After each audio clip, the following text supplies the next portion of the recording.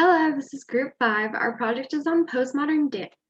In this video, we will explain what postmodern dance is and its key components. We will also be looking into the movie Pina and a short reading on site-specific performance. We hope you enjoy the video and learn as much as we did on this subject. In this section, I will be going over what is postmodern dance and the history of postmodern dance. So, what is postmodern dance? According to the HuffPost, postmodern dance often values movement for movement's sake rather than movement as a vehicle for storytelling.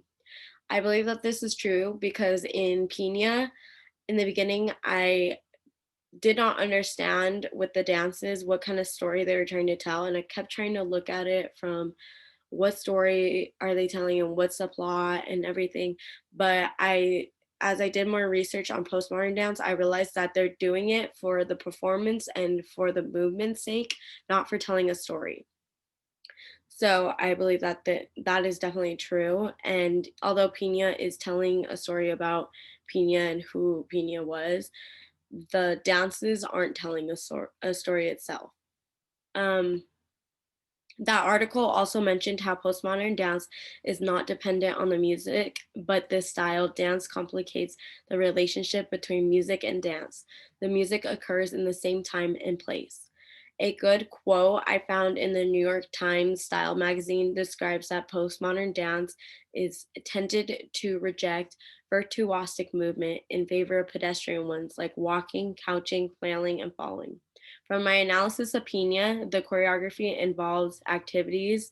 It almost seems like the entire production was a play, but without using movement with the music for expression of words.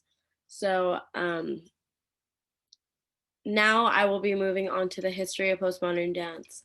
A quote from an online dance magazine article states that postmodern dance started in the early 1960s with a burst of experimentation by a ragtag group of rebels called Judison Dance Theater in Greenwich Village.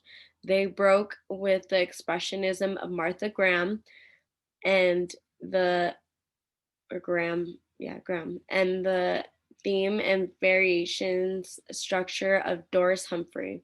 They walked, they ran, they touched the earth and fell onto each other. That definitely occurred in Pina as well, those movements. The New York Times Magazine looked closely at how the original choreographers of this style brought diversity to dance by using trained, untrained, or toned and less toned dancers who all formed an organizational structure and danced side by side. So that is my analysis on what is postmodern dance and the history of postmodern dance. Thank you.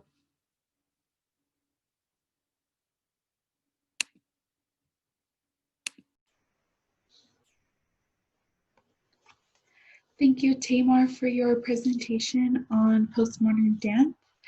Hello, everybody. My name is Lizette Herrera, and I'm going to be speaking to you about site-specific performance. So site-specific performances wrote out of the experience of postmodern dance choreographers of the 60s and 70s. Site-specific dance refuses the confines of a concert stage. So a dance piece is conceived in relation to a particular place, and location becomes as much part of the performance as the dancer's body. So site-specific performances require a fresh mindset and different kind of flexibility on stage. So performing in site-specific locations present obstacles and challenges for the performers. So for example, like interacting with audiences, distractions, complicated and unpredictable conditions, breaking the fourth wall, like that type of thing. So site-specific performances recall and establish identities that are linked to their own materially and spatially. So an example would be like gender, class, race, and occupation. So when choreographers choose a site, it's important for them to choose a site that illuminates the deep meaning of the dance that they're trying to create. So they start with an idea and they usually find a site that correlates and supports their idea. So for example, if their idea is communication, usually they'll try to find a location that correlates with that. So maybe underneath telephone lines or a phone booth, just something like that. And the context of a site combined with the viewers, dancers, and choreographers' personal history, belief, and identity impacts the reading and appreciation of the performance. So it really just gives it a different meaning, and the viewers are able to interpret the dance differently because they can apply their own experiences and beliefs and history, so they're able to connect with the dancers and the performers and the performance. So I hope you guys enjoyed this little slide on site-specific performance and enjoy the rest of the presentation. Thank you. Now let's talk about some provisional distinctions between auditorium performance and site-specific performance. In auditorium performance, environmental conditions are stable.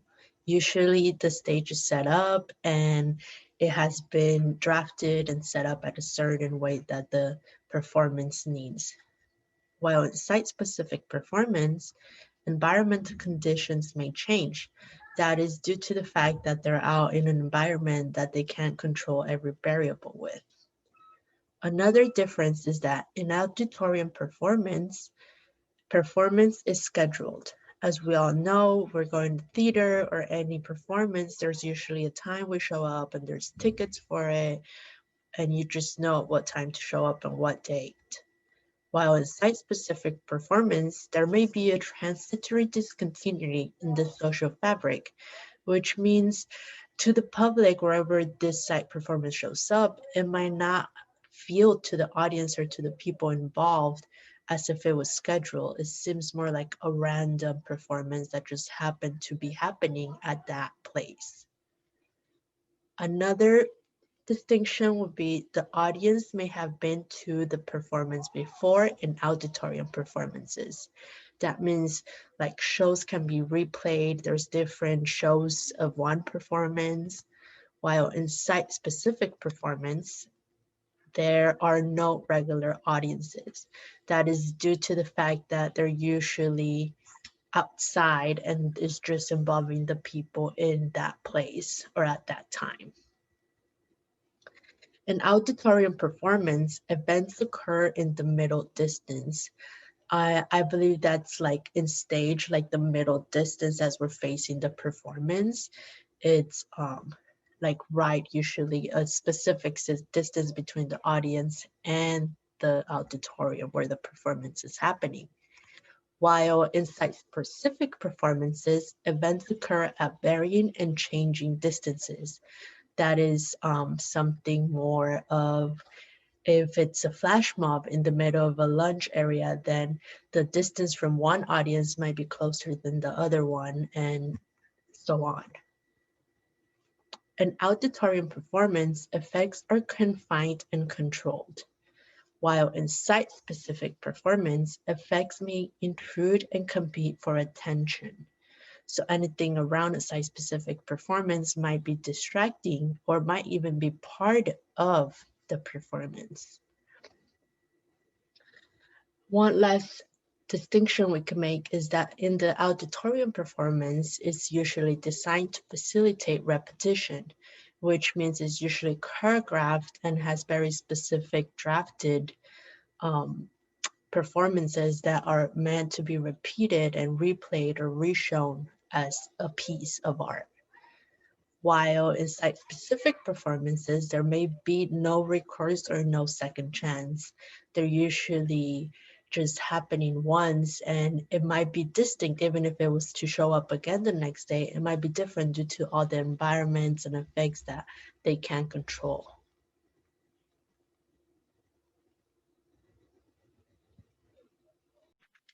Now for our discussion questions. Since our project focuses on site, we ask that you consider how the setting of the dance changes the performance. Secondly, think about how someone in your life reminds you of Pina.